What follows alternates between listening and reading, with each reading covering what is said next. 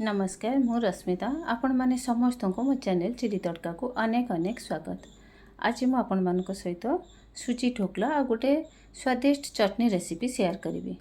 आपण को ब्रेकफास्ट रे हो कि पिला मानक टिफिन बॉक्स पे हो अति सहज रे आ कम समय रे बनै कि दे परिबे। देखंतु केते सुंदर देखा जाउची आ खाइबा पई भी सेतिक स्वादिष्ट लागिवो आ बहुत ही सॉफ्ट आ स्पंजी बनीची। देखंतु आपण मो भिडियो शेष पर्यंत रुहतु। भिडियोटी भल लगे लाइक शेयर सब्सक्राइब करने जमारू भूलु ना। एवं चलतु आरंभ करवा। सुजी ढोकला बनवाई प्रथमे गोटे पात्र रे सुजी नवा। मु गोटे गिना सुजी नहीं आपण आपण हिसाब रे क्वांटिटी रखिपारे। जो गिनारे सुजी नहीं से गिनारे अधा गिना नहीं दही। आपण ये घोल दही भी यूज करें। एबे ताको मिक्स करदबा। जेतिकी पानी लगे टे पानी दबा। अधा गिना पानी लगिला इथरे। एबे सिथरे गोटे छोट चम्मच अदा छेचा और स्वाद हिसाब रे लुण देकी भलसे मिक्स करनबा।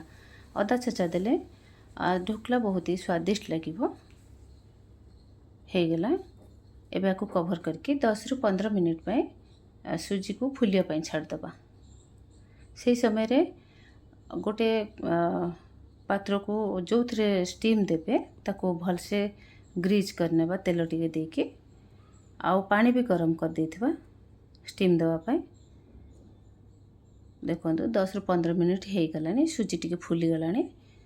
एबे एथरे इनो देबा। मु गोटे लेमन फ्लेवर रे नैची। आपण आपण को जो फ्लेवर रे भी नै परिबे।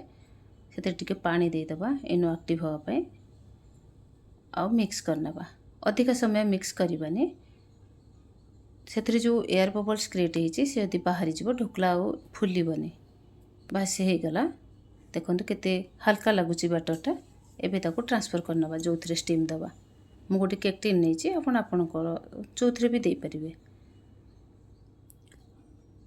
ता ऊपर टिके चिली फ्लेक्स पके देछि भलो देखा जिवो बोली। एबे आको कड़ाई भितर रखिकी कवर करनबा।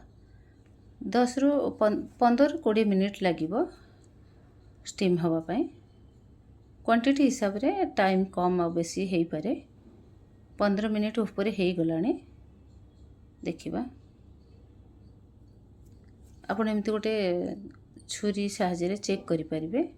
नहीं तो टूथपिक साहाय्य भी चेक करि परिबे। देखंतु क्लीन आछि हेई गलानी। एबे आको बाहर करनबा। ठंडा हवा को छाड़ी दबा। से समय रे कौन करबा गोटे चटनी तैयारी करबा। चटनी पई मो धनिया नहीं गोटे मुठा धनिया नहीं आ सेतिरे पुदीना दे दबा। तार आधा पुदीना नहीं 5 पकड़ा रसुण नहीं आ तेंतुली नहीं। तेंतुली देले चटनी बहुत ही टेस्टी लागिवो। आ 2टा कंचा लंका नहीं टिके जीरा बेसी दबानी मेडिसिन टाइप रे लागिवो। तेंतुली नहीं तो आपण दही नाले लेंबू भी यूज करि परिबे। आ स्वाद हिसाब रे लूण 2टा सुगर फ्री टैबलेट देछि बैलेंस पे। आपण चीनी भी यूज करि परिबे। टिके गोटे चम्मच चीनी यूज करि परिबे। एबे रेडी हे गला चटनी बहुत ही टेस्टी बनीछि। आपण को थरे बनै कि देखंतु। ढोकला भी ठंडा हे गलानी। एबे कौन करबा ना ता साइड को टिके छुरी रे चले दबा। साइड को छाड़ी दबो ढोकला हे गला। छुरी टिके तेल लगे देबे शीघ्र शीघ्र कटि जिवो। एबे आको स्क्वायर साइज रे पीस करनबा।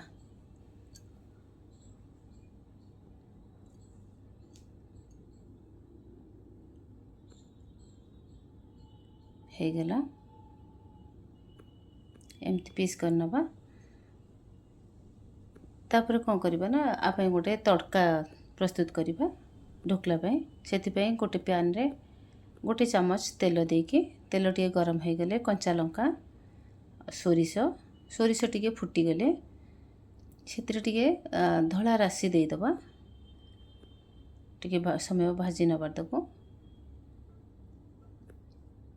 एबे तिरे भृषंग पत्र दबा। भृषंग पत्र भी टिके समय भाजी नबा। अधिक समय भाजबानी पोड़ी जीवो देखिके। हे गला एबे गैस को ऑफ कर दबा। तड़का को आमर ढोकला उपरे स्प्रेड करदे भलसे।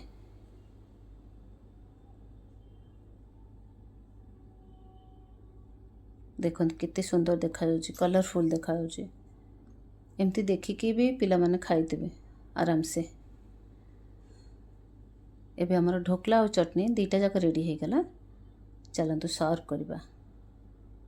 गोटे एमती स्टील खड़िका नहीं कि बाहर करवा भलसे बाहर जीव। आपन को जदि मो वीडियो भल लगिला आपण आपको घरे प्रस्तुत करंतु।